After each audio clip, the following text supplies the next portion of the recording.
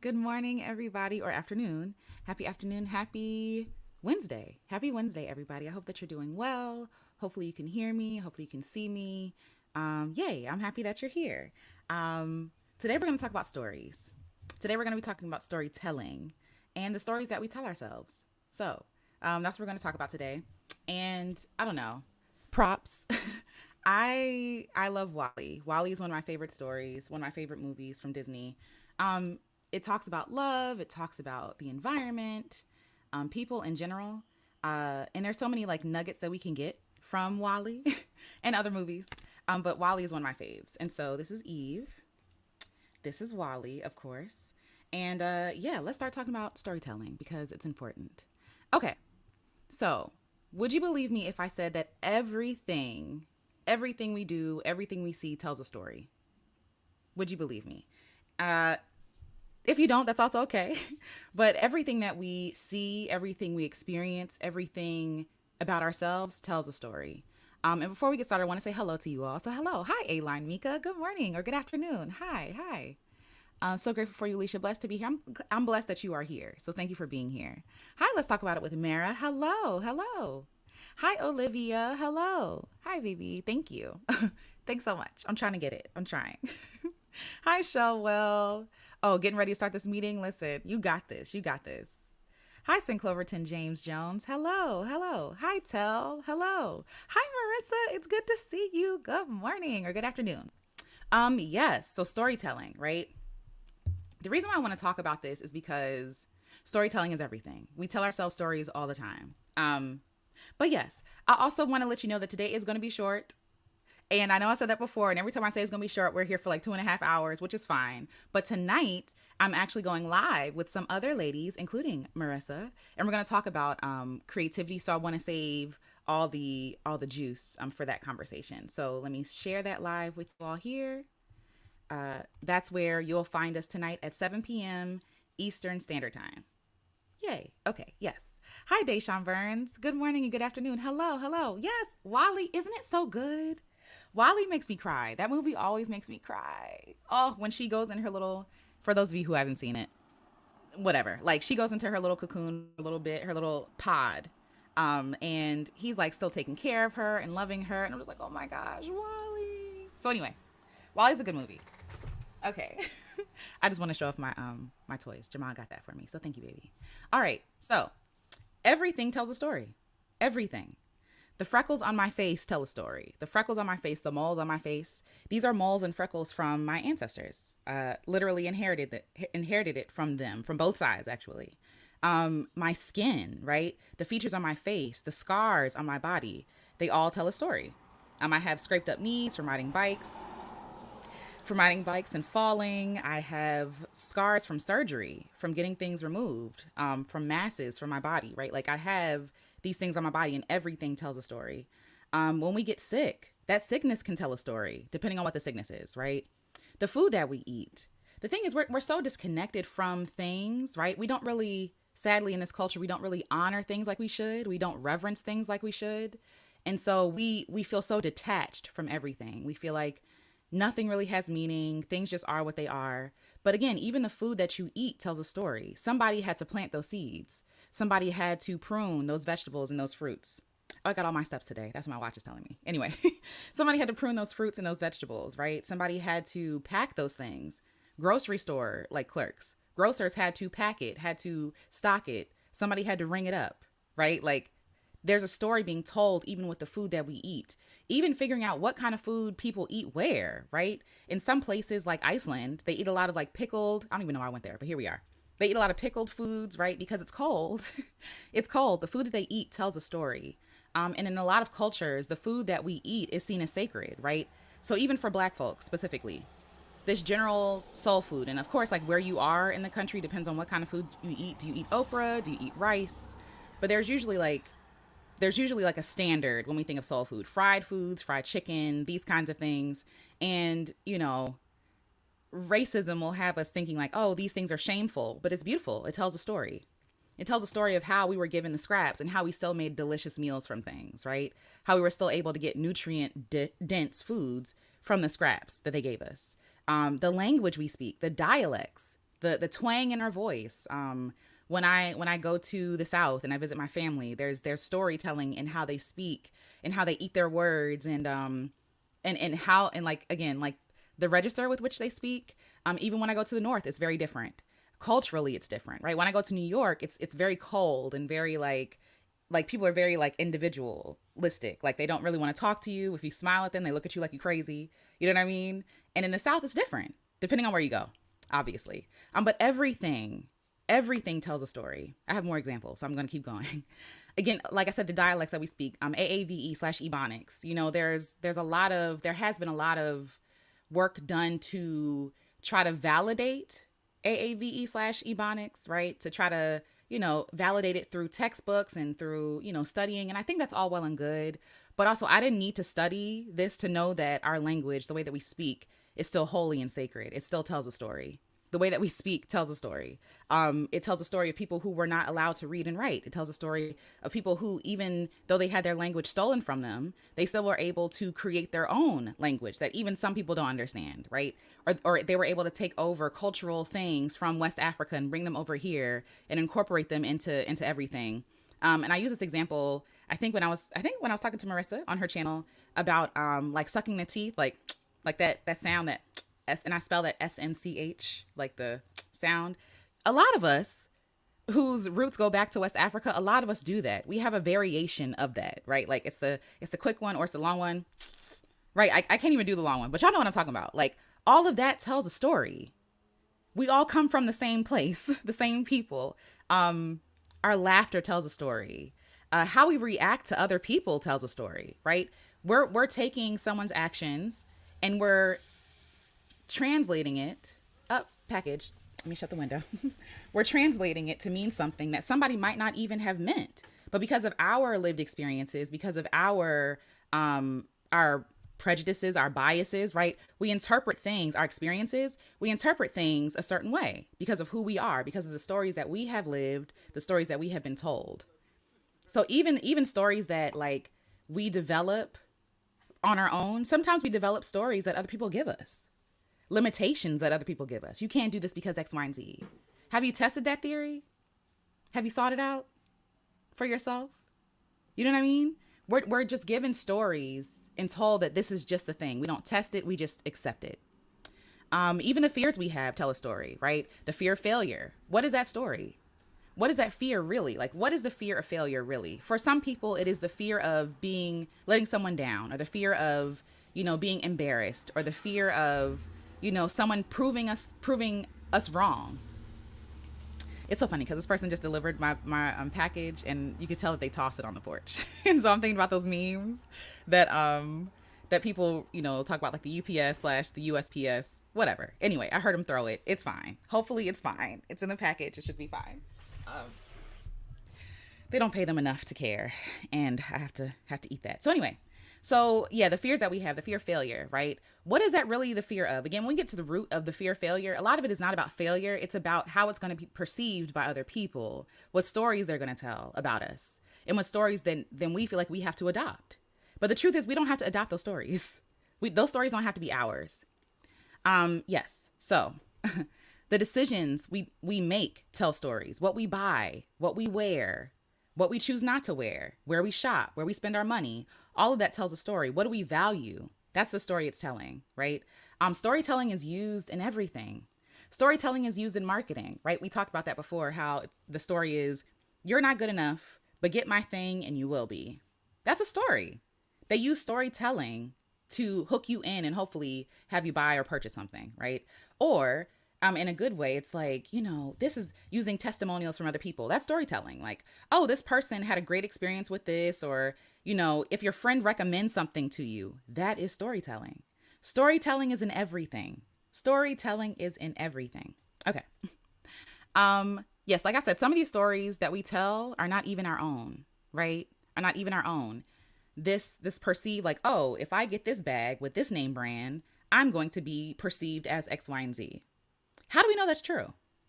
Like, who told us that? I don't know. Give me a name brand something. Who said that wearing Coach? I don't know. Do people still wear Coach? Anyway, that wearing Coach means this about me, right? But also like, oh, I shop here. I shop locally, which the story means that I care about my community. I'm a part of a co-op, right? I care about community. I want to be local. I want to support local businesses. Again, these are good stories to tell. Um Again, what we wear, like I said, what we wear, the land that we walk on tells a story. Even if they've done their best, sorry y'all for the noise, even though they've done their best to bury those stories, to flood those stories, right? To burn down those stories, to bulldoze down those stories. There are stories underneath the feet that we're walking with, right? Stories are everywhere. The trees are telling a story. You could see a tree and it has scars on it. And it's like, oh, what happened here? Or a carved name, which don't do that. It's painful to the tree. But a carved name into a tree, right? All those things tell a story. Okay. So what am I saying all this for? The question is, what new story do you want to tell? What stories are you telling yourself? What stories are you telling other people? What stories have you adopted without even really interrogating these stories? So that's what I'm going to talk about today. Hi, Greta. Good morning. Good morning. Hi, Russell-ish. Hello. Hi, everyone. Grateful to be here. I'm happy that you're here. Welcome. Welcome. Yes. Good morning. Good morning, Janine's World. Hello. Yes, it was such a rooting experience to move to the South after being in the Midwest due to the Great Migration. Yes, exactly. And again, where we live tells a story, right? Like moving to the Midwest, a lot of people were fleeing, like they were refugees. You feel me? And so, or seeking greater opportunity in the Midwest in industrialized places, right? So all of that tells a story. All of it. Storytelling is everywhere. Hi, Indiana. It's good to see you. Good to see you. Hi, Jazz. I really love and appreciate what you're doing. Thank you. I appreciate that. Thank you for appreciating me. It means a lot to me. This work is like, it fuels my soul and makes me happy. So it makes me happy that other people are getting something from this. So yes. So what new story do you want to tell? Good morning, Lavendula. It's good to see you. It's good to see you. Yes. What new story do you want to tell? All right. Let me open my notebook so we can get started. Okay. So the stories we tell ourselves can help us thrive or keep us locked down, right? Storytelling has always been a huge part of our lives and survival, a part of our culture. It's in our music, it's in our history, it's in the art, right? Thinking about our enslaved ancestors, how they told stories even in their song. They told stories in ways that people didn't even understand the story, right? They were so creative that they were able to quilt whole messages on quilts, on things that people slept under, right? They were able to communicate things in song, in looks. Like there's something that we can communicate to each other, without even having to say a word. All of that is storytelling. Storytelling has been a part of our tradition. And even though our stories might not be written down in books, right? We might not have all the stories of all the ancestors, of all the things that have ever happened, but we have the stories in our body. We have the stories in our fears. We have the stories in our in what we pine after. Like those stories were still inherited. Like we still took those stories from other people. We were taught what to appreciate. We were taught what to enjoy. We were taught what we should prioritize. And sometimes in a bad way, right? We should prioritize profit over people. That's a story because we're never going to have enough. Everything's about consumption. We need to profit over everything. We don't have to buy into that story. Anyway. And because again, not, and I say this because writing is beautiful, right? Literacy is wonderful. It's amazing. But at the same time, everybody did not have access to literacy, right? Not everybody was able to read as we're able to read, right? I think about my great grandmother and she could read. But I realized later in life, putting the pieces together from my childhood, like, oh, my great grandmother, my granny, she didn't have above an 8th grade education. You know what I mean? And so when I would try to, go back and forth with her about like these workbooks that I would take everywhere with me, I was a nerd. And I love that about me. But I would take workbooks with me and do like, math problems and word problems. And I'm like, here, Granny, do this with me. And I realized that there was like a barrier sometimes because, again, she only had an 8th grade education, but she was smart as a whip. Like, don't get it twisted. My granny was smart. And so because these stories are not written down, sometimes we fail to prioritize the stories that are told orally. Oral tradition has always been a part of our culture. Even when we think about like the printing press, right? Writing was expensive. Okay. Writing was expensive. Learning how to write was expensive. It was also illegal for a lot of our ancestors. And so a lot of us don't have the written down history. We don't have the written down stories, but we have oral tradition. I've been going to a lot of funerals lately, And my family will gather and they will tell stories of growing up, stories that they forgot, reminding people of the details in their story, right? Coming together and supping and sharing space and pulling the memories together, right? Like each part of them has a different perspective from that story, and they're able to put together a full picture, right? Because all parties involved were there. You know, one person might have one perspective, and that's the thing about stories. My story and your story for the same exact situation can be completely different because we're completely different people. And so when you have the different perspectives from other people, you're like, oh, I never thought of it that way. I never, that's not my experience, but it's all valid. It's all important. So oral tradition is really important. I don't know if that's like for you and your family, but my family gets together. That's all they do is tell stories, retell stories, tell them backwards and forwards. It's a beautiful experience. And that is them sharing their history. That is oral tradition of storytelling. What is the purpose of storytelling? The purpose, teaching lessons, inspiring and uplifting, right? Creating camaraderie, honoring and remembering around those people who have passed on, right? My ancestors now who have passed on, telling stories about them, keeping their spirit alive through storytelling. Giving, like there's a sorrow that comes when you miss them, when they're physically not here with us anymore. But there's comfort that comes when other people who remember this person, they're not able to just fade into the nothingness of memory because we're all keeping them alive with our storytelling, right? So honoring and remembering, like literally remembering, putting together the pieces, remembering this person, remembering this story. You feel less alone with storytelling. Even if I'm reading a book, right? I'm in the book, okay? When I'm reading the book, I am the character. I am one of the characters. I'm watching this whole thing unfold and happen. But if we're not careful, it can all be used, storytelling, to our detriment if we're not careful. So how? Like we talk about all these beautiful things, like remembering people, but at the same time, we can adopt stories that are not ours. And it can shape and shift our perspectives, our beliefs. It puts limitations in our lives because of the stories that other people tell. So fabricated stories or traumatic stories, right, are like some of them are from the imagination for good and for bad. But the question is like, what stories are you telling yourself? So things like this, right? It's too hard. I'm not worthy. I'm not good enough. I will fail. And when I fail, this will happen. And this is what this is going to mean about me, right? So not even just about the failure, but it's like, what story is attached to that? What does that mean about me now? Like now that I have failed, does that mean that I'm a failure? Does that mean that I should never try anything again? Does that mean I'm not talented? Does it mean that I'm not deserving? I'm not worthy? We attach all these stories to things that are honestly just like kind of benign. They're just kind of experiences, but we interpret those things to mean different things. Other people can see a failure and be like, okay, great. I've learned something new. Let me take what I've learned and apply it to something else. Perspective, right? Perspective. And some of these stories, like I said, are adopted from other people. The idea that it's too hard or you have to do it this way. This is the standard. Who decided that this is the standard? Who decided that this is how we do things? Who decided that this is how it has to happen, that there are no other ways? Have you all exhausted all other options? Probably not. Probably not. Like for all these limitations that people say we can't do and we can't do whatever. I think about COVID. We're still very much in COVID, by the way. COVID is not over. But I do remember at the beginning of COVID, everybody being at home, right? And so work has to happen. And for all these jobs that said, oh, we can't work at home. What happened? They figured out a way for people to work at home.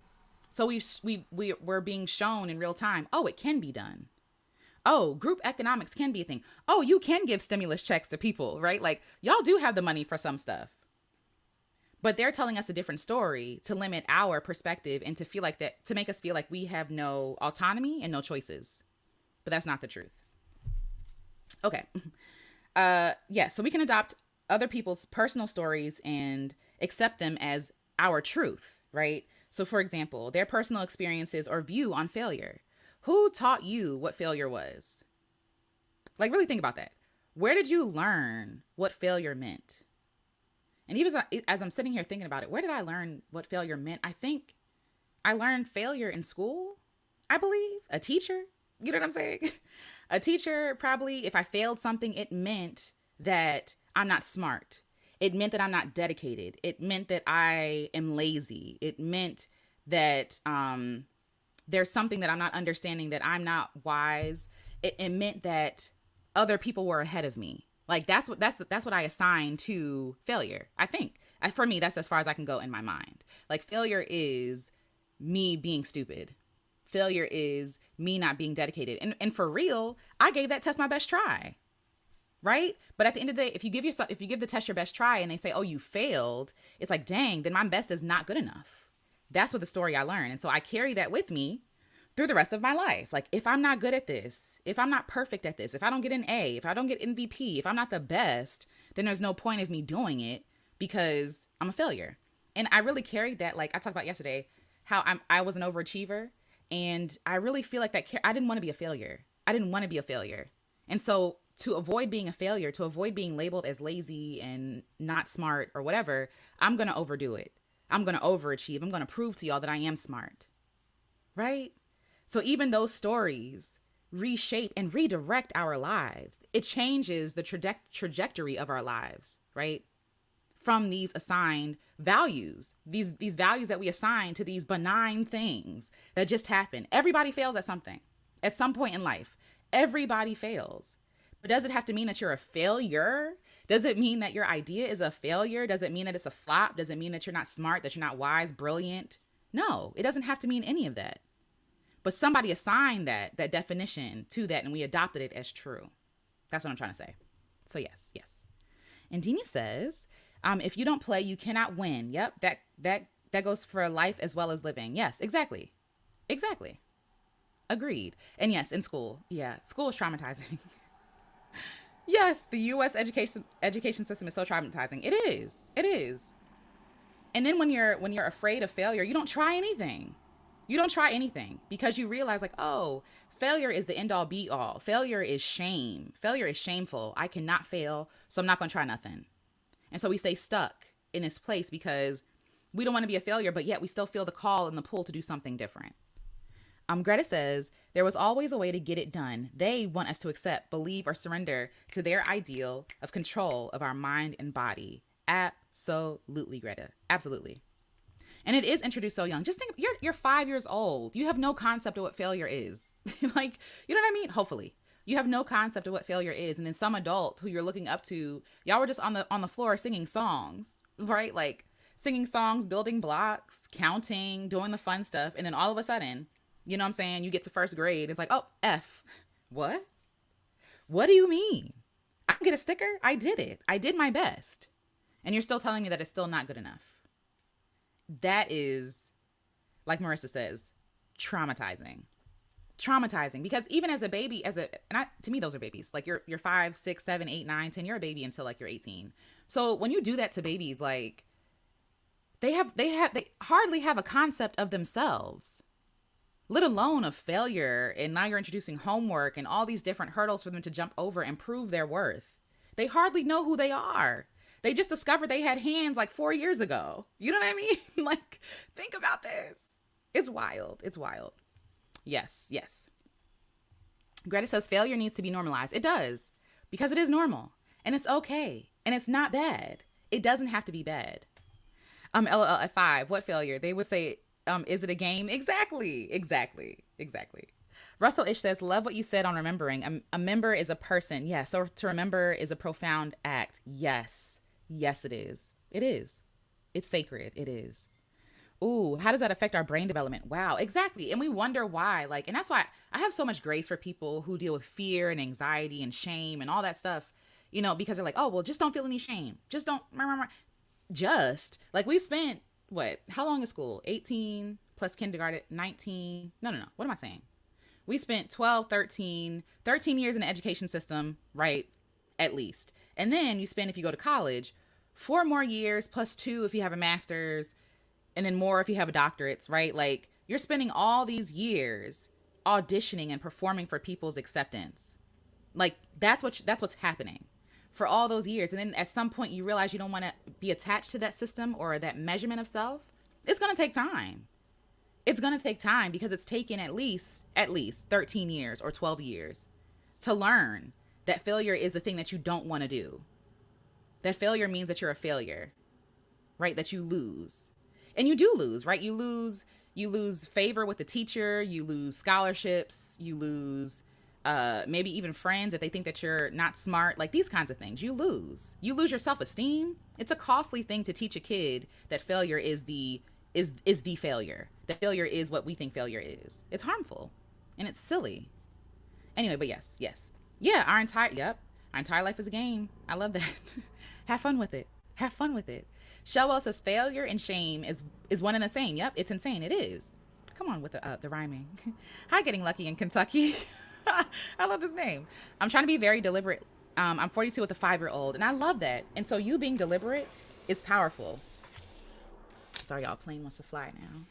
Now that we're live. But you being deliberate with them is powerful, and it's life changing. Life changing. Like if I felt like I had the space to fail, I would have tried so many things. You know what I'm saying? I wouldn't have stuck myself in a box. But yes. Thank y'all for sharing that. I appreciate that. So, like I said, we can also adopt other people's stories and accept them as truth, but they're not truth. They're perspective. They're their perspective and their interpretation and their stories. And their stories were probably also passed down to them, right? The story, we live in a story. We're living in a story of a country. Like, from some perspective, they're like, this is amazing. We came from nothing and look at what we've done with America now. For some people, right? That's usually the more privileged folks. Like, that's the idea. American land of the free, home of the brave. Storytelling is also propaganda, right? Like this idea of like, oh, you can come here and make it, just pull yourself up by your own bootstraps. And, this is the land of opportunity. And so the advertising works. It works. The storytelling works. Advertising is storytelling. The storytelling, people come here and they realize like, oh shoot, this is actually not at all what y'all said it was. But people who are here, right? People, depending on who you are, we know that's not true. We know that's a story they tell themselves to make themselves feel better. Like they're trying to do with the teaching of enslavement and how, oh, well, there was a benefit to enslaving people. They learned skills. That's a story they're telling themselves to feel better. And if we're not safe, those stories will get spread like wildfire. Anyway, that's a whole other conversation. It weighs on me. But yes, storytelling is everything. Storytelling is everything. So, their personal experiences or view on things, right? Their personal limiting beliefs, right? Can be well-wishing, because if we've experienced some trauma, right, then we don't want other people to experience the pain that we felt, right? And so some people will like say, hey, I did that and it didn't turn out well. Don't do that because I don't want you to get your feelings hurt, right? I don't want you to be harmed. I don't want you to be rejected. I don't want you to experience what I have experienced. You know what I'm saying? Then you have other people who say things like, oh, I want to sabotage you. So to avoid, to keep you from dreaming, to keep you from believing that something else is different, to keep you from seeing the truth behind it, like the Oz, I'm thinking about the Oz curtain. Like, pay no attention to that man, right? I'm going to tell you a different story to sabotage you. Or it can be projection.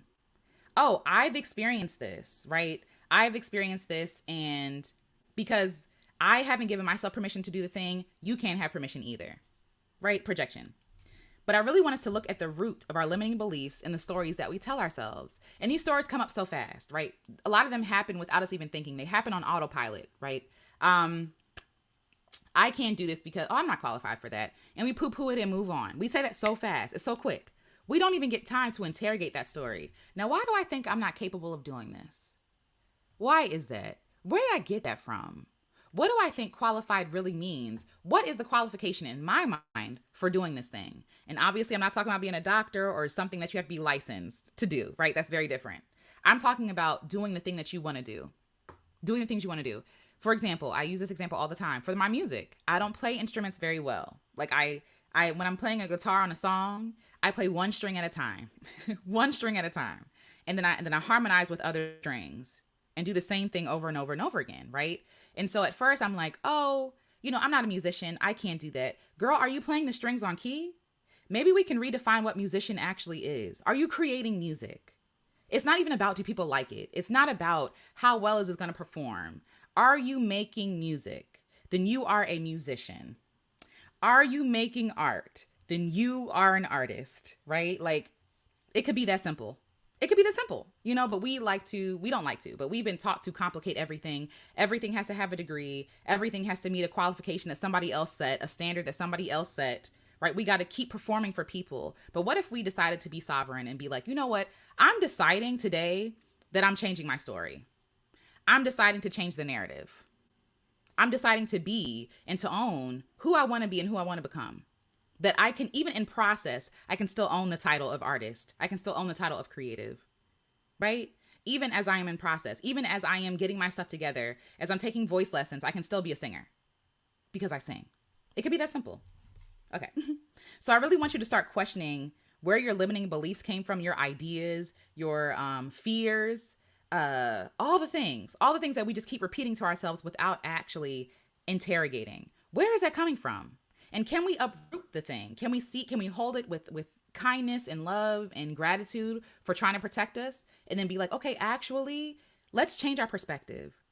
Let's change some things around. You know? Let's see what y'all saying. Yes. Marissa says, yes, who has control of the narrative? That's it. That'll tell you everything, because there's a benefit to them telling the story the way that they want to tell the story, right? Who benefits from the story being believed? Ooh, thank you, baby, for the tea. It's delicious. Greta says, wait, I'm demystifying what 60 plus is not, and moving differently without shame, fear, and breaking out of the American dream and box. I love that. Creating my life, living in the unknown. Greta, so much yes. Because there is storytelling that's told with getting older, is there not? There are a lot of people who are afraid. I made a whole video about this, and I'll probably repost it later. But there's a lot of people who are afraid of aging because of the stories that we tell about people who are aging, people who are getting older, and everybody ages, Lord willing, like it's a gift, right? But there's a story that's being told, especially like in dating circles and misogynistic circles. Like, women aren't allowed to age. I don't know if y'all have heard, but women are not allowed to age. We're not allowed to wrinkle. We're not allowed to get a gray according to their standard, right? And so a lot of people, because of that, they feel shame with every year they earn, with every year they are blessed with life. And so they're afraid to share their age. They're afraid to, and I'm not, if you don't want to share your age, you don't have to, because also safety, people be scamming. But like, a lot of people are afraid to because they're ashamed of getting older. Because what do they think that means about them? That they're no longer valuable? That they're no longer beautiful, right? That they have nothing else to offer the world. And all of that is from capitalism and enslavement. All of it is from enslavement. And so who is telling the story? Who is creating the narrative that the older you get, the less value you have? My story is the exact opposite. The older I become, the more valuable I become. And not in a sense that this place can make money off of me. No, the older I become, hopefully the more wiser I am. The wiser I am, the more wiser. The wiser I become, right? Hopefully the more experience I have. Hopefully the more that I have to bestow to other people. In other cultures around the world, older people are held in high regard because they are the celebrities. They are the ones who have walked this earth longer than us. They deserve our recognition and our respect. They're the ones with the tools, with the wisdom, if they're using the wisdom well, obviously, because, grain of salt. But ideally, they're the ones giving to the community. They're the ones providing the wisdom, the information. They're the storytellers. They're the ones with the stories. So the elders in your family, go to them, ask them. They have the answers. But a lot of us don't do that because we don't value older people, because of programming, because of storytelling and the stories that we have believed. And what I'm loving to see is like women like Greta Cobb, right? And being like, you know what? I determine what I do at 60 plus. My age does not limit me. My age is amazing. It's a blessing. It's beautiful. Right? It's beautiful.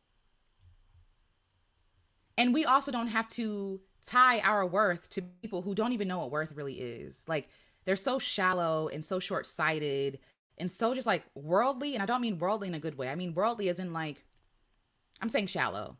And so they're so shallow, they don't even know what true wealth is. They don't know what wisdom is, nor do they honor wisdom, nor do they honor life. You don't see life as sacred and valuable. So why am I attaching my worth to your definition of things when it is not sacred? It is not holy. We don't have to buy into their stories. And I love that, Greta. Thank you for sharing that. Thank you. Thank you. Janine's World says, I would love to see you do a TED Talk. You are so right about many things. I appreciate that. Thank you. And thank you. I hope to be helpful. That'd be dope. That'd be amazing. But I love being here with y'all. So this is amazing too. Sorry, let me take another sip of tea. And I also take a lot of I try not to put heavy weight or pressure on myself, but I do take what I do seriously because I know words are important. What we say is important. What we communicate is important. And I'm very nervous when I'm talking and when I'm talking too much because I don't want to say anything that is harmful to other people. I don't want to mislead people.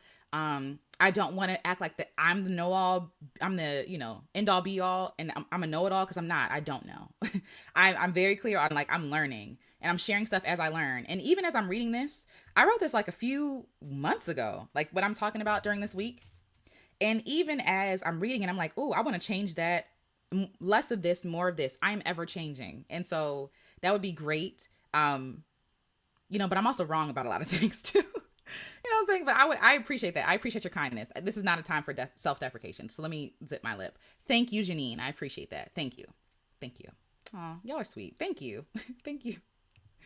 Greta says, I ain't giving no one a narrative of me because what you see is not me anyway. You see the robe where I sit, not the essence of who I am. Their mirror I am. Period. I love that, Greta. I want no identity, title, nothing. I am just being. And I love that. I love that.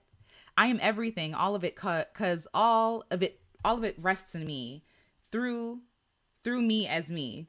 I love us for surviving in this mess. And I love us for this as well. I love us for this as well. Thank you, Greta. This is beautiful.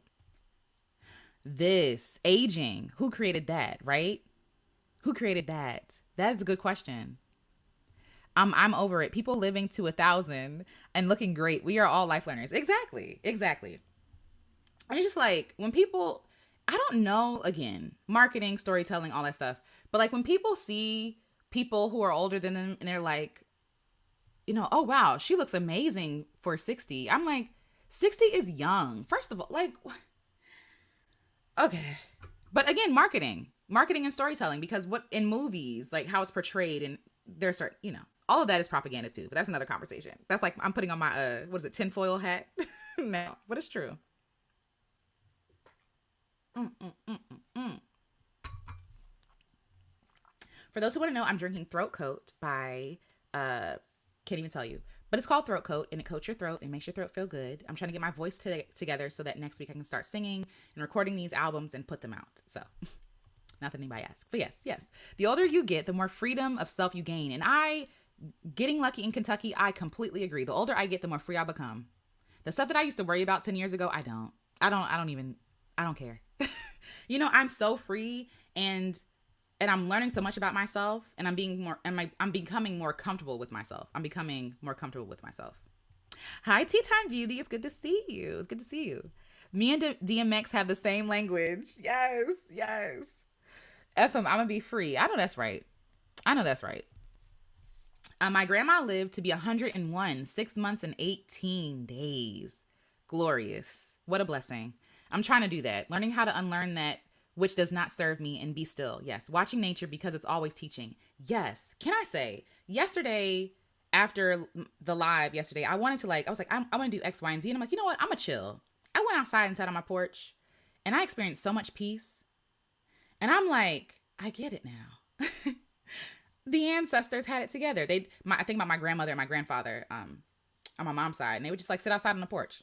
They'd just be sitting outside on the porch and across the street would be a bunch of woods. And they'd just be looking at the woods, looking at nothing, waving to people, waving up the street, yelling to people walking or driving up the street. But they had so much peace, and I get it. And I really feel like that story of like the turtle and the hare, the tortoise and the hare, how like the slow and steady wins the race. I really do believe that. I believe that even though they were, let's be real, they were overworked and stressed out and underpaid, all that stuff, they still took time for what we call meditation and mindfulness and presence. They did that in their own ways. Whether it's smoking a cigarette, not that I'm saying it's for smoking. I'm not for smoking, but like they would take the time. Like, no, I'm taking a moment for myself. I'm going slow. They did things the slow way. They took their time. They sat on the porch. And I feel like that aided in them living such a long life, going slow, savoring, right? Watching nature, all of that. I really feel like our ancestors were closer to God in that way, closer to creation in that way. Because I mean, look at us now. I mean, the internet is great. I'm not going to poo-poo the internet or YouTube or whatever social media. I think it could be beautiful, but I also think it keeps us distracted and in our pockets. And like it keeps us here. Like it keeps our gaze here, right? Here. And never not much out here. We don't get enough out here or here with other people. We're always here. And I think there is something to that. I think there is something to being connected to nature in a way that they were. My grandfather, hearing stories from my aunts and uncles and my mom, hearing how he used to grow chickens and, and kill them and defeather them, all that stuff, and make a whole meal for his family. And I think about the story of that chicken on that table. Love, effort, work, dedication. Yeah. Honor, much honor and love to the ancestors, y'all. Thank you for sharing that, Russell-ish. Thank you. Greta Cobb, yes. Yes, don't be nervous. You are free. You are sharing from a space of knowing. Changing is a space of freedom. Thank you for that, Greta Cobb. Thank you for that. I appreciate that. I really needed to read that. I needed to read that. Thank you. One day Alicia will have a meetup with us, picnic, music, and bubbles. And this is my kind of jam, St. Cloverton James Jones. And yes, we will. Yes, we will. I'm thinking, I wanted to have it this fall, but I'm thinking spring. It'll give me enough time. I'll be rested. Because that's another thing. I'm going to be taking another break, to rest and to be and to live and to replenish myself. So yes, but a meetup with bubbles and music and a picnic, listen, that sounds amazing. And that's also beautiful because I'm like, well, I want to have a meetup, but like, does it have to be this fancy thing? But no, bring a blanket, some drinks, some food. Let's hang out. I would love that. That sounds amazing. Thank you, St. Cloverton James Jones. Shout out to you. Thank you. We're going to do that this spring. I love that. We're going to do that. Hi, Love Heals. This June, I had the honor of being at a celebration of a Black woman from Panama who turned 100. This elder has such a beautiful, rich life. Her stories, wisdom, love. She's a deep inspiration. Yes. Yes. And even, excuse me one second. Even like this campaign against, I've struggled with this because I understand beauty standards. I understand Western beauty standards kind of are very restrictive. It's really rooted in, it's kind of creepy because it keeps people young all the time. And I think that's really weird. I think that's weird, but we can talk about that later. But I do think that, with all the creams and like, oh, get rid of wrinkles and, crow's feet and laugh lines. It's like, but how will you know you lived a good life? When I see the wrinkles of the elders on their hands, when I see the smile lines and the crow's feet, to me, it shows like you lived a life where you laughed a lot. You laughed a lot. You used your hands a lot. You did some good in this world. And not saying that our work is worth our worth, right? Not saying that our work is our worth. It's not. But it is storytelling. And a lot of us are trying to mummify ourselves and to keep us in a capsule. And like to not get a wrinkle or a blemish is to not do anything. It's to not live. It's to not live. And for me, I'm just like, I welcome it. I want to have laugh lines. I want my grandkids, my great grandkids, God willing, right? And my great great grandkids to know that, Granny laughed a lot. She smiled a lot. She cried a lot, of beautiful things too, not just sad things. She was expressive. She lived. She was vibrant, and I think with all this, like trying not to age, and it's like we're losing our vibrancy. We're trying to be, it's very anti-human. We're trying to be machines. Anyway, but yes. Yes, Greta, I'm 59. Yes, I'm doing what I want and not listening to all the negativity coming my way about the things that I am doing, like writing a book. I love this Janine's World. Please let us know when you release it because we're going to read it. We're going to buy it. We're going to read it. We're going to support. Hi, Rabia. Hello. Hello, everyone. I'm delighted to catch this live. I'm happy that you're here. Yay. Okay. True. People always ask me, am I making money with my YouTube channel instead of asking me if I'm having fun? This part, that part, that part, that. Hi, True Mystique. It's good to see you. Hi. Yes. Okay. We're here for the meetup. We're going to do it. I would love that. Bubble. Oh my gosh. Bubble, a picnic. Yes. Oh my gosh. I'm so excited. I'm happy that you're here, Lauren. Thank you for being here. Hi. Yes. Greta, do you have a YouTube channel? I'm looking for you. Yes, please share it, Greta. Please, if you do. Oh, okay. It's in creation. Okay. Just let us know when you drop it. No pressure, no rush, but we're here for you. Yes. Janine says chilling on the porch is a good thing. I sit outside and walk every morning. I love that. Yeah, I just came in the house from walking this morning and I was like, oh, I gotta go live. I gotta go home. But like being amongst the trees with my tree friends and the squirrels and the birds and the cool breeze, because it felt like fall today. I am just like, I'm so in love right now with nature. So yes, yes. Yes, embracing the aging process is a beautiful thing. It is. It is. I'm working on my storytelling skills now. I'm trying to improve my writing. Yes, yes, yes. What life without expression? Exactly. What is life? Seriously. Bingo. Not aging is a thing of capitalism. That's it. That's it. Because literally, it don't make sense. It don't make sense, right? But it makes sense to them if they're trying to mine you of your labor and your vitality and trying to work you to death. You know what I'm saying? That makes sense. But in the grand scheme of things, no, it doesn't. It makes no sense. It makes no sense. I'm a nurse and I specialize in geriatrics. I've learned so much just listening to their stories. Yes, yes. And what I've learned is everything comes back around and the new becomes old and the old becomes new. That part. There's nothing new under the sun. Nothing. Everything is recycled. Everything has been done. Right? Everything. And yet and still we're still here and we still should still do the thing. But yes, yes. Lauren says I have smile lines already. I smile so much. Yes, yes, me too. Right here. Right here. We sure, yes, we will buy and support. Absolutely. Absolutely. Ooh, ooh, ooh. So happy for your amazing inheritance, culture, genetics, spiritual. Thanks for sharing. Yes, yes. Marissa says that part. They try to convince us we're robots. Exactly. Robots and roots in enslavement. Exactly. Robots has its roots in enslavement. Let me work you to a pulp. How dare you need a day off? How dare you be sick? How dare you be human? How dare you need to take your kids to work? How dare you just need a day off just to rest and relax? What? How dare you not want to work on the weekends? Anyway. Y'all reading my mind. Yes, yes. We should meet in person together. Nice outside weather. I would love that. And we're going to do it. Spring 2024, here we come. I love that. I love that. When I'm vlogging more regularly, with your permission, I like to share my channel. Yes, please. Listen, please share, please. Thanks for asking. I appreciate that. But yes, please share, please. Hi, Faye. When you first meet someone and they ask, so what do you do? It makes me so anxious. Same. They used to wear me out because I'm like, what am I going to say? Because there's so much shame, right? It's like automatically there's shame. It's like, is what I'm going to say good enough? And that's the story. Like, that's the story. It's like, what story can I tell you that validates me? What story can I tell you that you will see me as someone worthy of your time and conversation, right? Because a lot of people who ask those questions, I feel like sometimes it's just a default. We don't know what to say, right? People just don't know what to say. They don't know how to communicate. They don't know how to have conversations. They don't know how to have conversations outside of work. And that's a problem. You know, I keep getting spam calls and I'm like, why does it keep saying spam call? Like, leave me alone. Anyway, but yes, like it's the story that we're trying to sell. Instead of like, no, my story is good enough. Even if you don't value it, this is like, what do I do? I'm a human being. I have fun. Like you can say that. I rest. Stephanie Perry, she talked about like, I do as little as possible. And it's jarring for people because what are you going to say to that? What does that mean? What do you mean? Right? Yeah, it's again, that's rooted in enslavement too. Just like work, work, work. That is our life. That's what we're here for. No.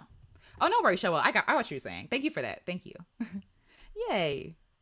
Hi everyone. Remember to show Elisa some love and support by liking the live. Yes, please. If you like it, please like it. It helps the algorithm. It helps me. It helps people to find this video. And I appreciate that. Thank you. Okay, let's see. I take my daughter to work with me all the time because I work for myself. I love that. I love that.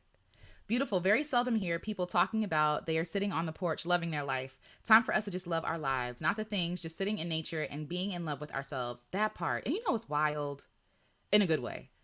I was out there in the woods walking around and I'm like, I'm just so happy here. Like, I feel like I have everything I need. I have, though, yes, at some point I'm going to have to use the bathroom or eat.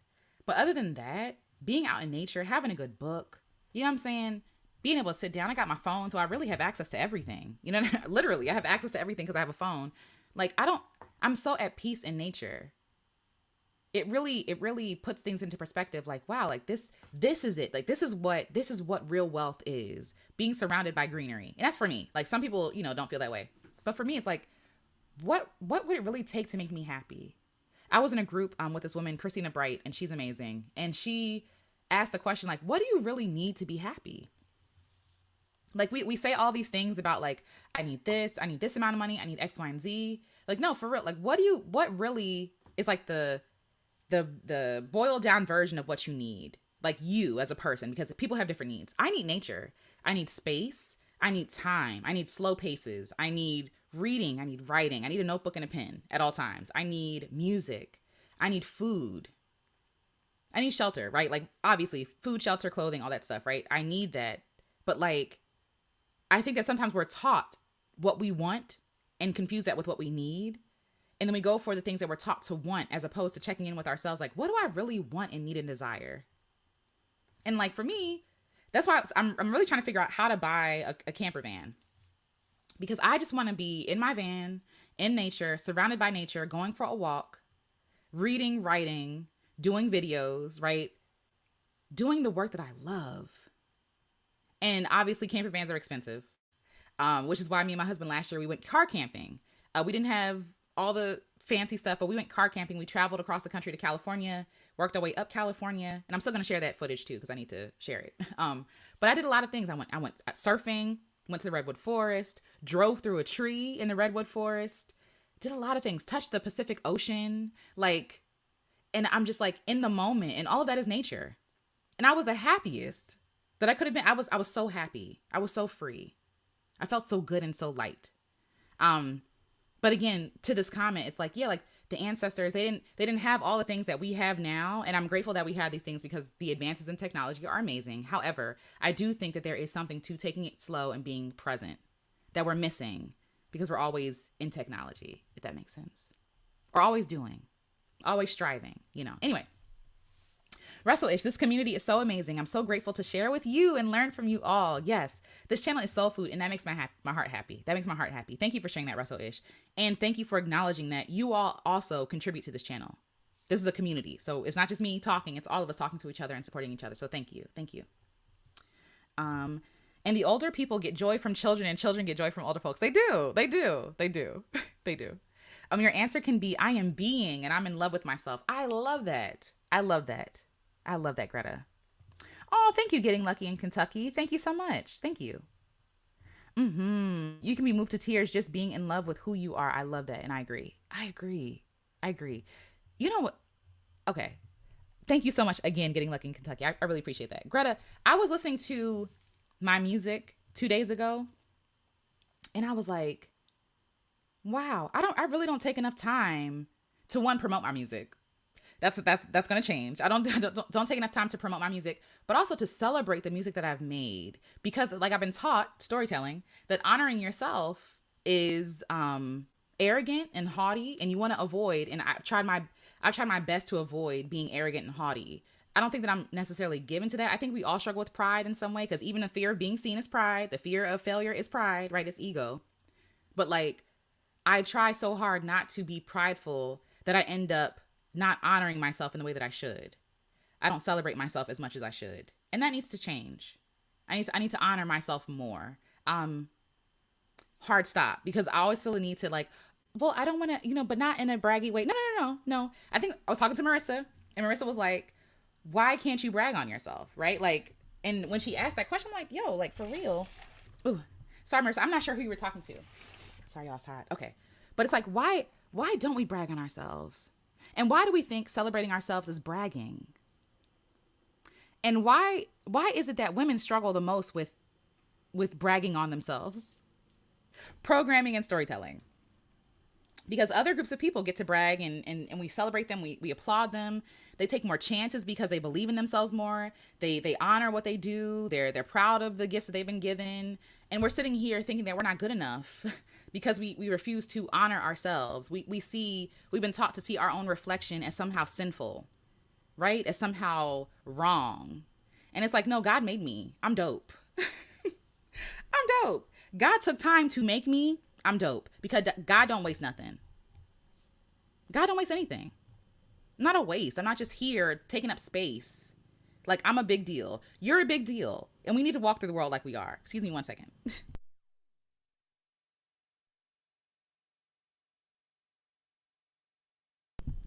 Yes, because God is proud of you and bragging on you. Like, you know what I'm saying? Anyway, so yes. My daughter is an old soul. When she sees that I am in a mood, she'll always say, "Mom, can we go on a nature walk?" I love that. I love that. Oh, nature is the OG green. It is.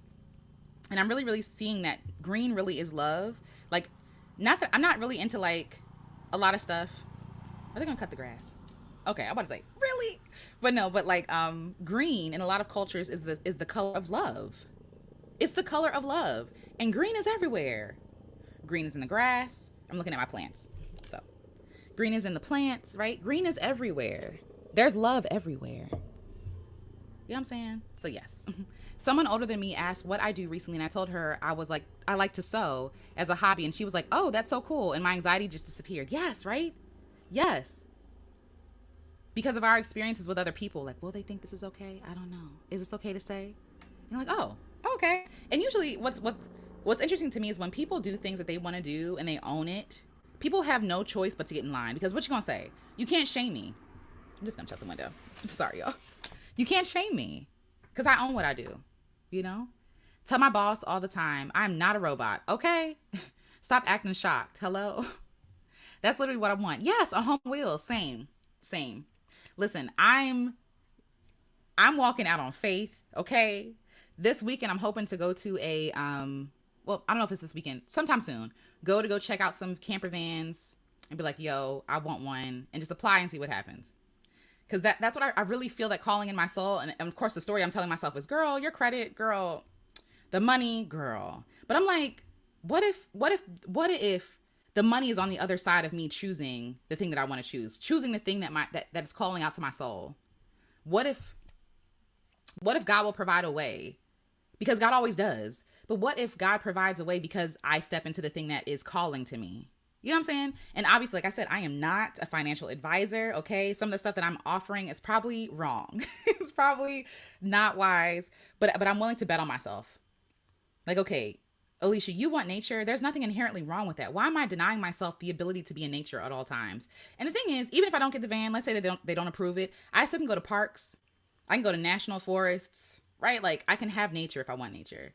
But getting the van would be helpful because I can be in nature longer. You know? So that's the idea. But yes.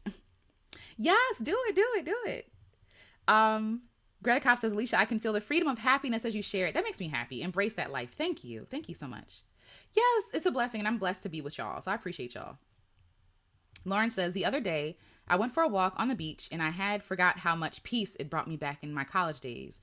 Moving and shaking in the world, sometimes you can forget that you need to reconnect. Absolutely. Absolutely. Oh, Layla Lake, thank you so much for joining us. I hope that your day goes amazing. I'm sorry that we went over your break, but I'm hoping that this was helpful. But enjoy the rest of your day. Don't work too hard. Make that money. Don't let the money make you. All right. Striding through doors. I moved back with my mom, who was 62. It's been so rewarding rebuilding a relationship with her. Can't believe I ran from it for so long. We need our elders. We need our elders. We need our elders. And we need our elders to be our elders, right? Like, to be our elders. There's beauty in being an elder. So yes. Girl, I listened to one of your songs and can't stop singing it. The Bill Withers. Oh, thank you. Thank you. That's one of my favorite songs. I celebrate you. I brag on your gift. Now is the time. We ain't promised tomorrow. That part. Hello. Hi, Striding Through Doors. Hi. No worries. He doesn't waste, nor does he make mistakes, period. So yes, I agree. This is begin new paragraph, right? I walk through life apologizing a lot, like for existing. I used to say sorry for everything. I'm still trying to unlearn saying sorry. But I really was raised to believe, or not even raised to believe, but well, maybe raised to believe, but also experienced some things where I felt like I had to apologize for everything, for existing, for taking up space. Like, oh, I'm sorry, excuse me, sorry. Like, and people would say like, oh, when you say sorry like that, you don't mean it. No, I meant it. I meant every time I said sorry. I don't mean to bother you. I don't mean to, like, walking through life like my existence was some sort of burden to people. That's what it felt like. Like, oh, I'm a tall woman. You know what I'm saying? Like, feeling like, I'm taking up too much space, and I'm really unlearning that. Like, no, I need to walk with the confidence because God took God's time making me. Again, everything on my body is intentional. Everything. And I am powerful. If I'm reflecting the Creator, how dare I keep apologizing for existing? That doesn't make any sense. What if I stepped into that power? Like, no, actually, I'm amazing. I'm amazing. I'm an amazing work of art, right? And not in pushing people or being, offensive.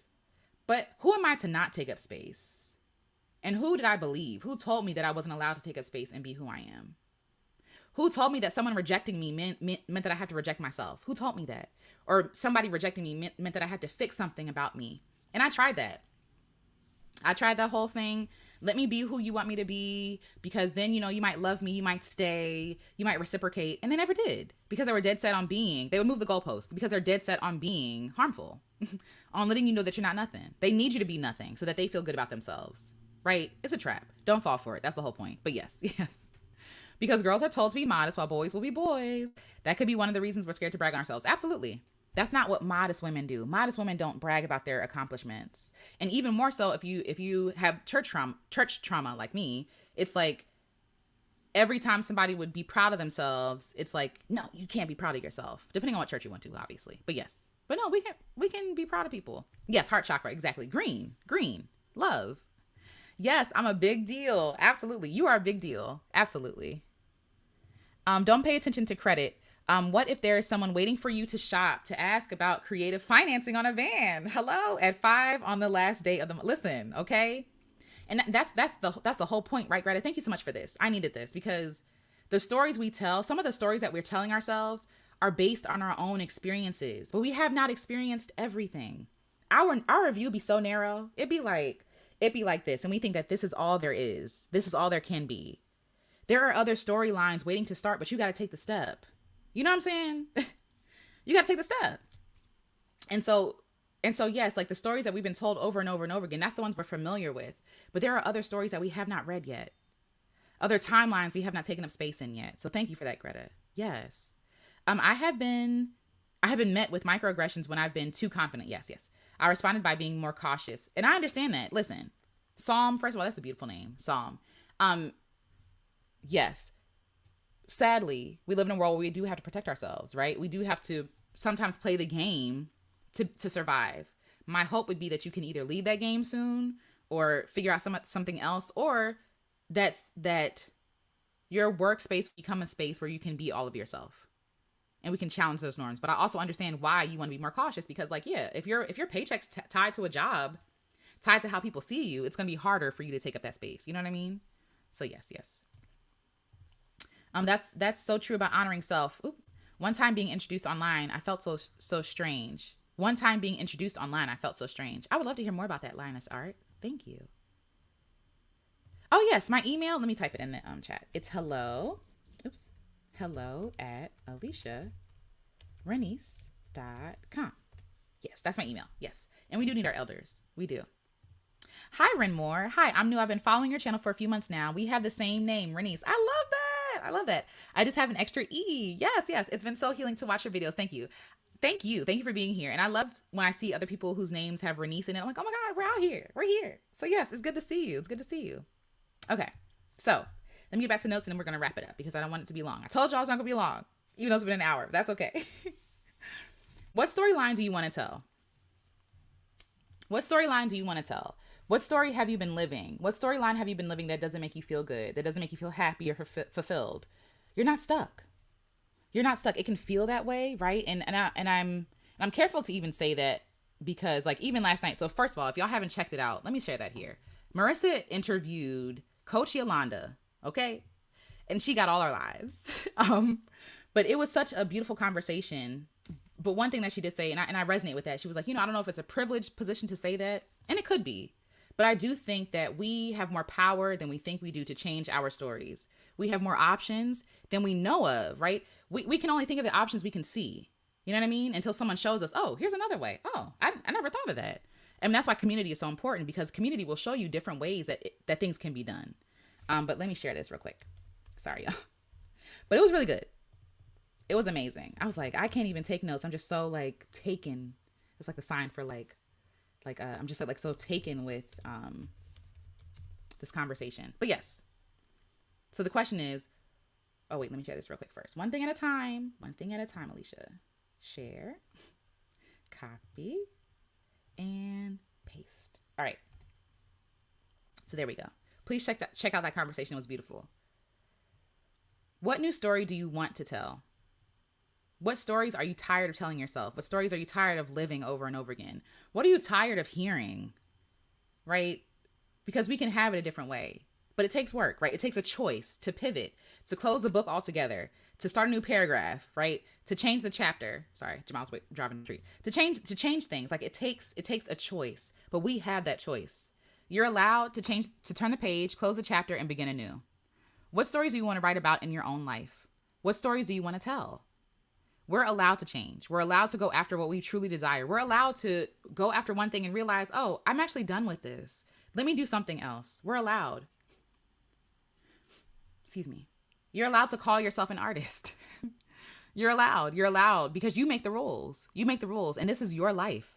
You can also choose to reject the stories from others. You don't have to accept everybody's story. And that's harder. It's easier said than done. I'm going to be honest. If enough people are telling you one story, you're going to believe it, right? That's just what happens.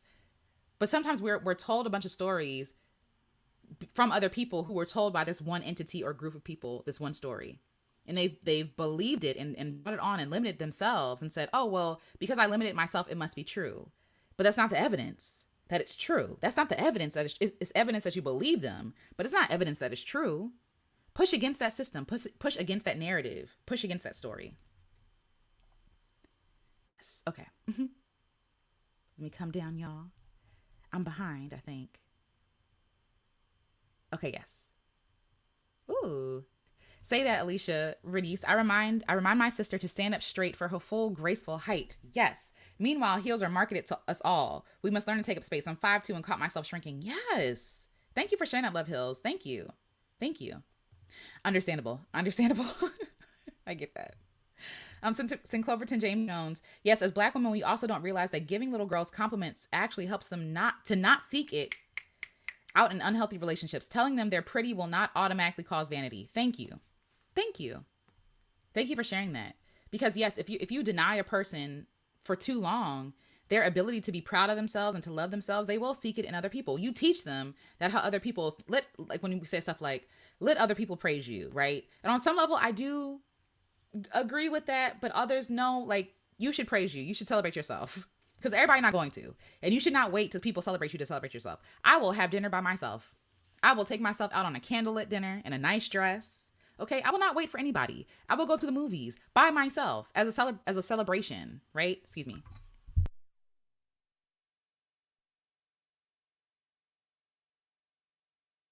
And I love that. I love that. I was able to do that younger, even before I got married, because now I'm like, we all need validation. Let me be clear. We all need community. We all need to belong. We all need to feel important to community. That's important, right? But I'm not going to wait for other people to celebrate me to celebrate myself. And because of that, I'm not desperate looking for other people to see me and celebrate me. When I wasn't celebrating myself or seeing myself, I was desperate because I wanted to be seen and to belong, but I needed to see myself. You know what I'm saying? So yes. Oh, you are a living work of art, period, Psalm. Period. You are a masterpiece. Okay? A masterpiece. Yes, that feeling that we are an inconvenience. Yes. F that. We are incredibly amazing. Thank you, Greta. Greta, you in here just setting the people free. Thank you for that. Thank you. Oh, hi, Ashley Cunningham. I'm learning that from Deion Sanders, as he has no hesitation in announcing his attributes. It's okay to be good at what you do, recognizing it and requiring others to do so. Love that. I love that. And I really feel like, obviously, yes, that makes sense. If we don't honor ourselves and see ourselves for the great people we are, that gives people the license to feel like they can treat us any kind of way, because we should be grateful for anything. Be grateful we have this job. Be grateful that you're dating me. Be grateful that you're my friend. Right? Like, be grateful for crumbs. But when you know who you are and whose you are and like what you deserve and require, the standard rises for all things. All things. I'm 33 and I'm realizing now who I was at 23 is very different. What I require is very different. My standard is very different. What I desire is very different. And I love that because it's evolved into something higher than what I planned for myself. I was happy with crumbs at 23. I was happy to be seen and to be loved. I had been put down so long, abused for so long, like hurt for so long that I was desperate for anything. Whatever you gave me, I was happy. You know what I'm saying? And I realized like now I was like, am I just ungrateful? And it's like, no, I'm just tired of being treated like trash. I'm just tired of being treated like trash because I'm not trash. And I don't treat people like trash. I try not to, right? Like I try not to treat people like trash. And I say that because, not that I do it on purpose, but because I'm human and I'm flawed, right? And I make mistakes. But I'm really important, like it's really important to me to honor people. And other people did not honor me. And so because I was so desperate for their honor, because I didn't honor myself, I accepted crumbs. I'm not doing that no more. No mas. No mas, no mas, no mas. Okay. Mm. Oh, Deshaun, it's okay. No shame. A lot of people call me Alicia Renee. They do. It's not a name that people see often. It's no worries. No worries. Faye says, my mom used to tell my older sister, don't look too cute when she was a kid. Like, what does that even mean? I have a lot of questions. I wrote this entry about how long women really have to be kids, and I'll probably share it soon. Because I'm sharing more of my writing, and I'm happy about that. But there's this question of like, how long does a girl get to be a girl before she's aware that her looks matter, that her body is to be devoured by other people, that her body is to be consumed by other people, whether that's entertainment or by men or by lustful men who cannot control themselves or pedophiles, right? These kinds of things. Like, how long does a girl get to be a girl until like she's told that she has to work, but her brothers don't have to, or like, you know what I'm saying? Like, and I think we do harm to girls and therefore women, right? We do harm to them. And we wonder why we're walking around feeling so much shame and so much looking for approval. And yeah, it's harmful. Thank you for sharing that. I'm sorry. I have a lot of thoughts, but yes. Yes. Greta says, Alicia, what is possible? Gain that dealership from the lens that you are God, not from the lens of hope, but from the heart of knowing we are God's. Call it forth and call it forth. Go. It's me. Sorry. Call it forth. Go get the feeling. Sit in that van. I appreciate that.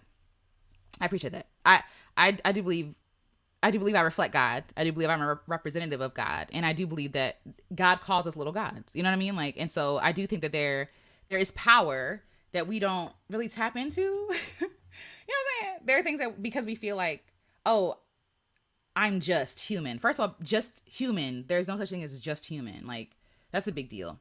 You healed us today. Go. Oh, I appreciate that. Thank you. Oh, sorry.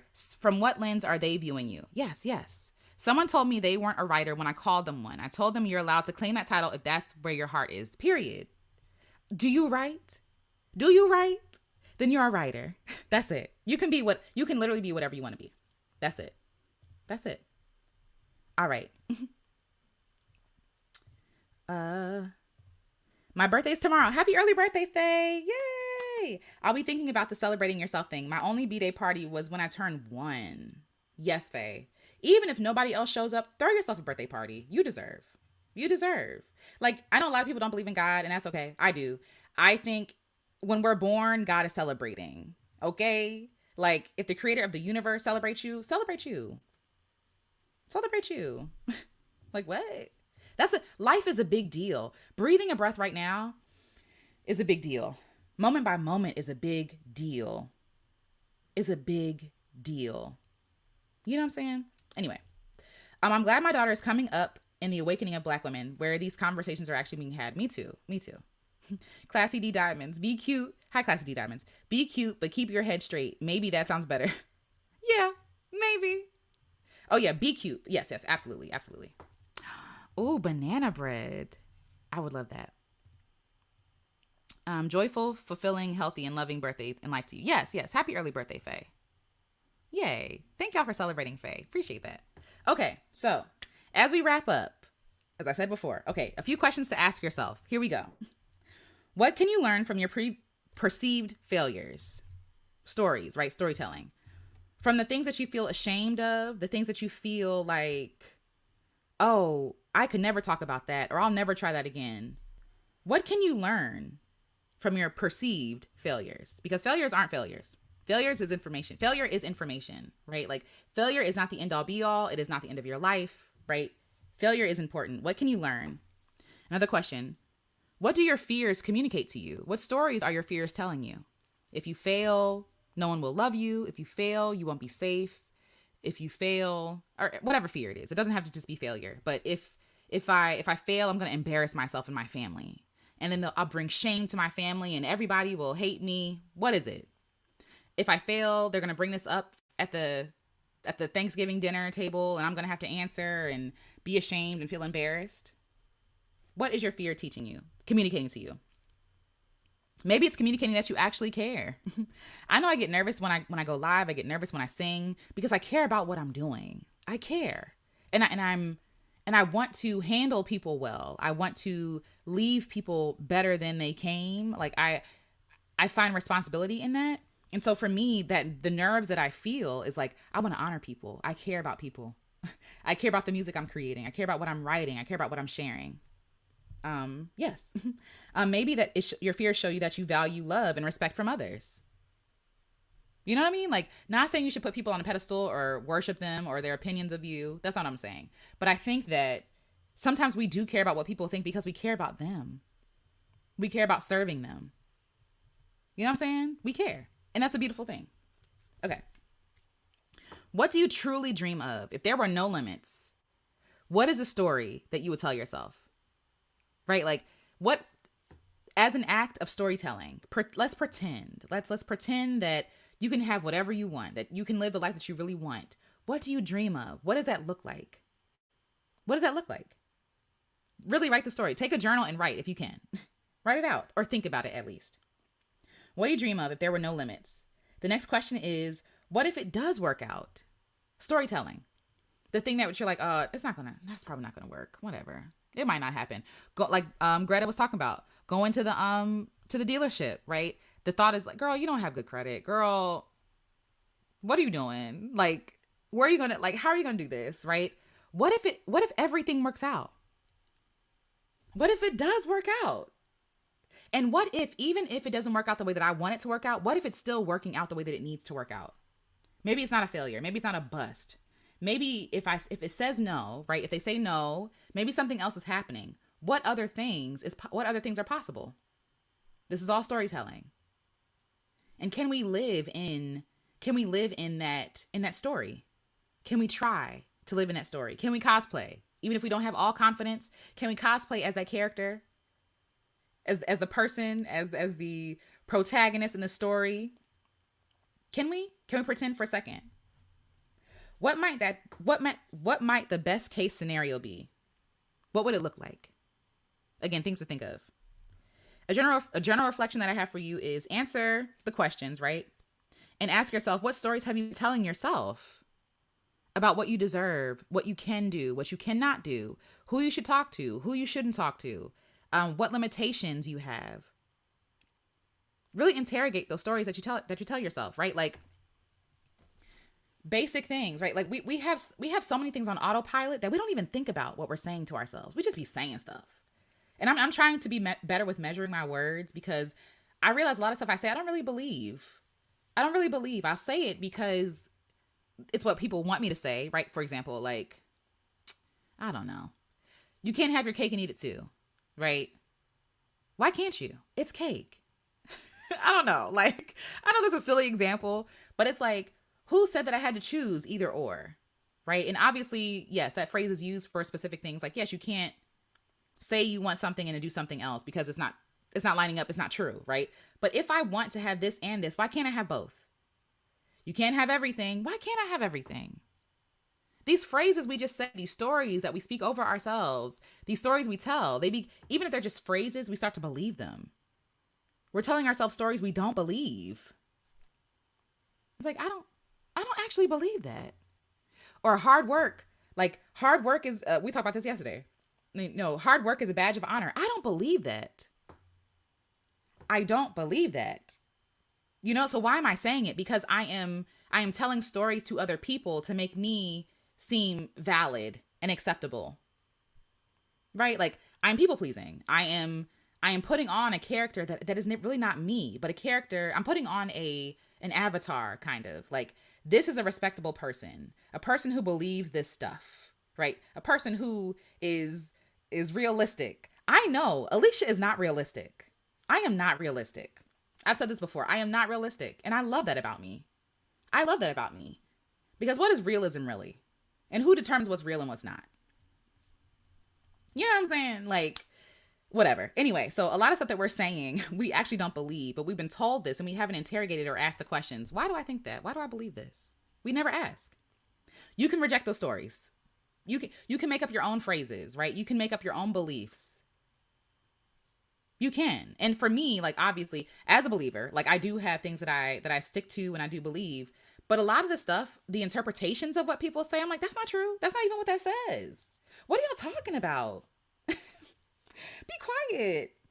Anyway, so the creative prompt for today is to write your own story. Write your own story. Even if it's just like a day. What is a perfect day to you? What would be a perfect day for you? Do you wake up in the morning? Do you make a cup of tea? Do you listen to music? Do you go to the park? Do you go to the movies? Do you take yourself out to lunch? What is your perfect day? Write that story. Or you can even go bigger than that. Maybe you want to put yourself 30 years in the future. What are you doing? Where are you? What have you accomplished? What have you done? Shout out to Stephanie Perry again. She's talked about this. Like, she has written her own obituary, which I think is, honestly, that can be like life-changing, right? She wrote her own obituary. And I also know, like, my Aunt Eunice before she passed, she wrote her own obituary, right? But I think it's really impressive because you're writing a story about where you want to end up, what you want to have done, what you want to have prioritized and accomplished. And it really puts into perspective, like, okay, what in this story is not lining up in my life right now? Like, what in the story, right? Like, and do I believe this story for myself for real? It really challenges you. It does. Like, it challenges you. Write your own story. Write your own story. Ideally. Don't hold nothing back. Don't try to be realistic. I want to do that, but no, ideally. Live in delusion for 10 minutes. Like, and even that thing, like delusion, I don't even think that's delusion. Live in what people call delusion for 10 minutes and write your story. It can be about today. It can be about the future. It can be about your life as a whole. It could just be about, what you want to do for fun, who you want to become, who you want to be, who you really are. Give yourself permission to be who you really are. Okay. When the curtains close, right? What do you want that story of your life to be? What message do you want to leave behind in your everyday life? That's the question. And that's all I have for today. That's all I have for today. Let's see what y'all saying. Ouch. Yeah. If we're really being honest, do we really believe? Yeah. Yeah. The person you believe is excellent in all they do is a person who is comfortable with failure. Yep. They know that failure is a part of the process and claim their victory. We have to learn to claim it. Exactly. What would it look like? Yes. Let's see. Yeah, I don't believe in being realistic either because my dreams are realistic. My dreams are realistic. My joy, my peace, all the things that I want, love of others, community, belonging, contribution, rest, all of that is realistic. Even if other people don't think it is. All of it's realistic. And why do you get to put a cap on me? And why do I have to adopt your realism, which is really just limitation? I believe anything is possible. Anything is possible. Anything is possible. Yes, write your own story. Yes. Francesca Battistelli has a song called Write Your Own Story. Okay, I think I've heard of her before. Y'all might enjoy it. It's a faith-based song, so if it's not your thing, you might not like it, but still give it a listen. Thank you for sharing that. I'll listen to it. Thank you. Like the girls on TikTok say, be Delulu, period. Okay, that's it. Living Lights Coalition. I love that name. I'm glad that this is beautiful. That makes me happy. Thank you for being here. I appreciate that. Thank you. So Sin Cloverton James Jones says, I don't remember the study, but it said that it's healthy to be a little Delulu. I'm sure it is. And honestly, even the things that we think are delusional, they're not really delusional. You know what I mean? If somebody got on the moon, and again, some people don't believe that, and that's okay. I think my great-grandmother did not believe that we got to the moon, and that's fine. But if people are allowed to get to the moon, why are you not allowed to live your dreams? I'm confused. Whatever. I'm confused. But yes. Oh, you're welcome, Striding Through Doors. Thank you for being here. Psalm says, new thought, I don't want everything. What I want is a small slice of infinite possibilities. I love that. What I want is very modest when it comes to all that is possible. These questions are very helpful. That makes me happy. Thank you for sharing that, Psalm. And I think that's what I was trying to say. Like, when I really ask myself, what do I really want? It is possible to get it. I want peace. I want nature. I want community. I want belonging. I want contribution. I want art. I want creativity. I want good food and good laughter and good love. Like, all of that. All of it. And that's the thing. It's not even everything, right? Because I don't have to take everything. I don't have to take everything from everybody. I can have that. I can have that. So yes, thank you for sharing that, Psalm. Thank you. Thanks. You fed us with you fed us a bounteous, nutritious, delicious feast. It's me. It's not you. Thank you. Thank you, Love Hills. May the blessings contained herein return to you 100-fold. And I appreciate that. And I receive that. Thank you so much. I appreciate that, Love Hills. Thank you. This was beautiful sharing, everyone. Thank you for healing today. Yes. Everyone have a magical day. Thank you so much, Alicia. Thank you, Greta. Thank you. You were dropping gems. So thank you. Thank you. Yes. Being Delulu creates something new. Absolutely. It's imagination, right? Like, you're imagining things that may not exist yet. We're living in somebody's imagination. The stuff that we use, the phone, the house, the car, that came from somebody's imagination. That came from somebody's mind. And they might have said, girl, you're delusional for thinking of like an iPhone or a Samsung or whatever, right? Like, you're delusional. It exists. It exists now. You know what I'm saying? And same, Faye.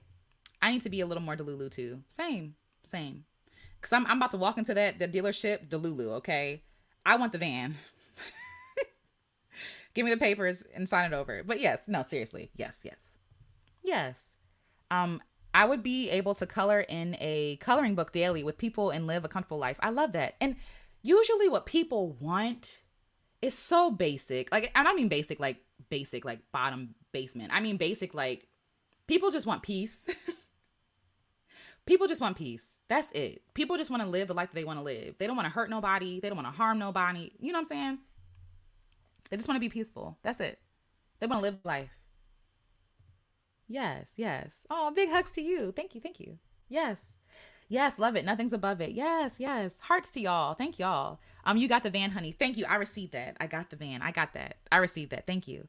Russo-ish. Why dream small? If you're going to dream big. That's the point. Exactly.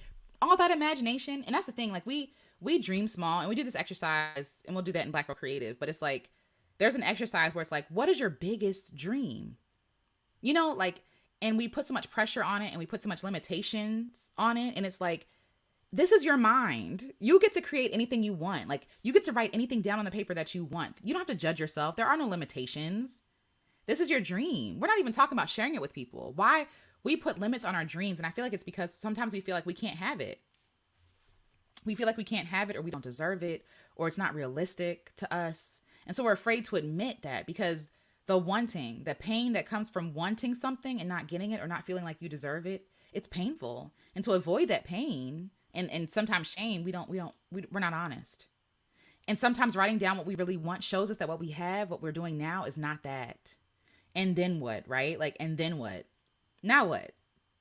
That's intense. That's scary. To be like, dang, what I have, I don't want this anymore. What does that mean? It means I got to start over or do something different. And doing different is scary.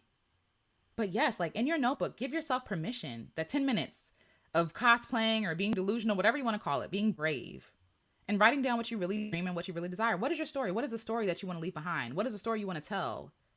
What timeline do you really want to live in the multiverse, right? Be for real with yourself.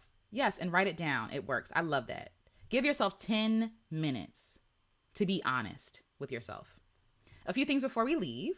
Tonight, I am going live with some lovely ladies from the garden, and we're going to talk about creativity. We're going to talk about what they're doing, what they're making, all the things. So please, if you're free at 7 p.m. Eastern Standard Time, please come out. Here is the link. And also, like I said, I am signing people up for the garden if you want to join. The garden is a place where Black creative women come together. We share everything from creativity to wellness to just like life stuff. We do life together. We co-create together. We make things. And so if you want to join, it's $25 a month. It's here. No pressure if you don't have it. It's all good. Let me know. You can also email me, because we have some people who want to sponsor people if you don't have the 25. But I ask that you please Be honest about your what you can afford, what you can't. This is an honor system, because we want to, like, I want to be able to serve people well. And then also, I have a book, Black Girl Creative, and I got the links because I'm not good at self promotion, but here we are. I have a book called Black Girl Creative. It is a love letter to Black creative women. And there's also links if you want to buy merch, you can. Yeah, it's in audiobook form, Kindle, and paperback. So yes, if you want to support it, I would appreciate it. So thank you. Thank you all so much. Yay. Yes, yes. Hold on. Go back, go back, go back. I had an invention back in high school, but that would have required Bluetooth, but I don't know anything about Bluetooth, so it never was made. I'm stuttering, excuse me. At the time, my peers thought I was a mad scientist, but I was a dreamer. Exactly. Listen, I told you yesterday, I created the iPhone, okay? It wasn't the iPhone. It was like a multimedia player that could play tapes from, and like the VCR, and then tapes like cassette tapes, like music, CDs, DVDs. Like, I made that. And in my mind, I'm like, that's silly. That'll never exist. And now, what is that but a phone? You can play music on here. You can watch movies. You can watch YouTube. You can call people, text people. Like, it's the phone. You know? So that, right? Like that feeling of like, oh, you're delusional, or that's not realistic. And then somebody does it. You know what I'm saying? So yes, believe your dream. Believe your dream. Greta Kopp says, everything exists in the quantum field. Ooh, all is yours. Imagination and metaphysics is my field. Okay, okay. That's cool. That's cool. Imagination, consciousness. Ooh, we must do something different every day. I love that. Do something different every day. I love that. Thank you. I love that, Greta. Thank you for sharing that. That's a challenge. Challenge accepted. Challenge accepted. The big dreams I wrote down years ago, I have all been achieved, down to the house I live in. Thank you, Russell Ish, for sharing that and for showing us what is possible. Thank you for sharing that. Aw, many hearts to you, True Mystique. Thank you for being here. Yes, yes. Okay, awesome. I will see you all tonight then at 7 p.m. Oh, no worries. No worries. It's epigenetics. We just must be, okay, excuse me. We just must be bold in our goal pursuits. I love that. Thank you, Solomon. Thank you for sharing that. All right, y'all. Well, I hope today was helpful. I hope it was encouraging, at least. And I hope that you're able to try to tell a new story. Your stories matter. Okay, they're for you, but they're also for other people. Oh, no worries. No worries. They're also for other people. I live for these lives. It helps me heal inside. That makes me happy. Oh, well. And you be rhyming. So thank you. Thank you for that. All right, y'all. I hope that you have a wonderful day. And if you're free at 7 p.m. Eastern Standard Time, please check out the live tonight. And yes, and I'll talk to you all then. All right. Much love to you all. Yes, I'm ready to be brave. I love that, Randy B. Yes, be brave. And brave is not the absence of fear. It's not fear is not, you don't have to fearlessness is not the requirement for bravery. Honestly, you need fear to be brave. You're doing something in spite of that fear, you know? So yes. All right. Much love to you guys. Have a wonderful day. See you all later. And thank you again, Getting Lucky in Kentucky, for your generosity. I really appreciate that. It really means a lot to me. And yes, please like on your way out, and I will talk to you all